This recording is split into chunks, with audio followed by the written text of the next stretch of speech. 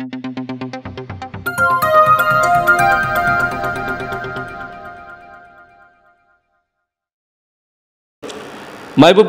ఉమ్మడి జిల్లా పరిధిలోని జడ్చర్ల నియోజకవర్గంలోని ఒక కుగ్రామంలో జన్మించి నానా కష్టాలు పడి విద్యను అభ్యసించేందుకు ఎన్నో ఇబ్బందులు ఎదుర్కొని మహర్షి అనే పేరుతో ఒక కార్పొరేట్ స్థాయి పాఠశాలను కూడా తలదన్నే విధంగా అద్భుతమైనటువంటి పాఠశాలను మహబూబ్నగర్ జిల్లా కేంద్రంలోని హౌసింగ్ బోర్డ్ కాలనీలో ఏర్పాటు చేశారు సీనియర్ లెక్చరర్ మల్లేష్ గారు.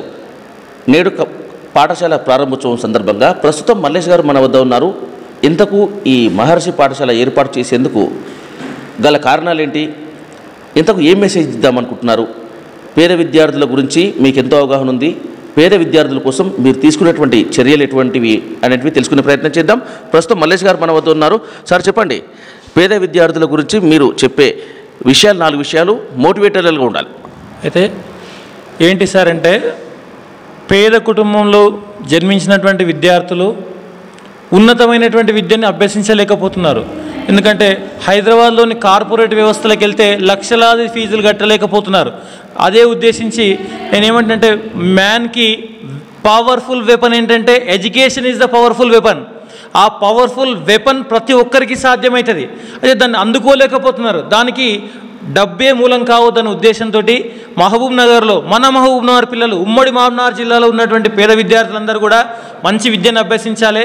వాళ్ళు మంచి ఐఏఎస్లు కావాలి, ఐపీఎస్లు కావాలి, అదే ఐఐటిఎన్స్ కావాలి, ఎంబీబీఎస్ డాక్టర్లు కావాలి అనేటటువంటి ఒక దృఢ సంకల్పంతో నా కుటుంబ సభ్యులతోటి నేను ఏం చేయడం జరిగింది సార్ అంటే, ఈ మహర్షి విద్యాలయాన్ని ఒక గొప్ప మహర్షిగా వెతకాలి.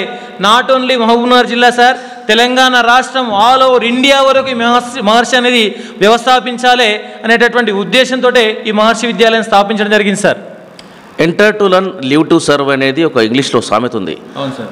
మీ పాఠశాలకు వచ్చిన విద్యార్థులు ఆ స్థాయికి వెళ్తారన్న నమ్మకం మీరు నమ్మకంగా చెప్తున్నారు. ఆ రకమైనటువంటి స్థాయికి విద్యార్థులను తీసుకెళ్లేలా మీరు ఎటువంటి ఎక్విప్మెంట్ కావచ్చు, ఎటువంటి ఫ్యాకల్టీని ఏర్పాటు చేశారు ఇక్కడ? ఫ్యాకల్టీ అనేటటువంటిది చాలా అద్భుతమైనటువంటి ఫ్యాకల్టీ సార్. ఇప్పుడు నేను గతంలో ఒక ఎక్స్పీరియన్స్ చెప్తా సార్. నేను 10వ తరగతిలో 8.7 వచ్చినటువంటి ఒక విద్యార్థిని తీసుకొని ఆ విద్యార్థిని ఆ అబ్బాయిని ఏం చేసిన సార్ అంటే, నేను ఒక స్టేట్ టాపర్గా రూపుదిద్దించిన. దానికి ప్రధానమైనటువంటి కారణాలు ఉన్నాయి సార్. ఆ తల్లిదండ్రుల నెంబర్లు కూడా ఇస్తాను, ఇప్పుడు కూడా మీరు కనుక్కోండి కావాలి అంటే. అదేవిధంగా ఆ విద్యార్థి not only software engineer sir, ఒక టెక్నికల్ ఆఫీసర్గా ఇప్పుడు ఉద్యోగం చేస్తున్నాడు సార్, గవర్నమెంట్ ఉద్యోగం చేస్తున్నాడు మహర్షిలో. అంటే అట్లా ఒక్కటే విద్యార్థిగా సార్, ప్రతి సంవత్సరము నేను వేలాది మంది విద్యార్థులకు చదువు చెప్పి ప్రతి సంవత్సరము 20-30 మంది విద్యార్థుల్ని ఖచ్చితంగా నేను పర్సనల్ కేర్ తీసుకొని, నేను ఫ్యామిలీకి కూడా కేటాయించకుండా పర్సనల్ కేర్ తీసుకొని విద్యార్థులని అవలంబించేసేటువంటి టాలెంట్ నాకు ఉంది సార్. ఎట్లాగైతే నాకు ఆ టాలెంట్ ఉందో ఆ టాలెంట్ ప్రకారంగానే స్టూడెంట్స్ ఫ్యాకల్టీని కూడా సార్, ఎవరైతే మంచి యూనివర్సిటీలో చదివారో వాళ్ళని తీసుకున్నాం సార్, ఎవరైతే మంచి ఎక్స్పీరియన్స్ ఉందో వాళ్ళని తీసుకున్నాం సార్. మనం కార్పొరేట్ స్థాయిలోనేమో విద్యార్థుల దగ్గర లక్షలాది ఫీజులు తీసుకుంటారు, లెక్చరర్లకి టీచర్లకి జీతాలు ఇవ్వరు, వాళ్ళు తక్కువ జీతాలు ఉంటాయి. మనం అట్లాగా సార్, మనకు ఎంత ఫీజులు కడుతున్నారో అదే వాళ్ళకు టీచర్ల శాలరీస్ వెళ్తాయనేటువంటి ఒక ఉద్దేశంతో మనం ఉన్నాం సార్.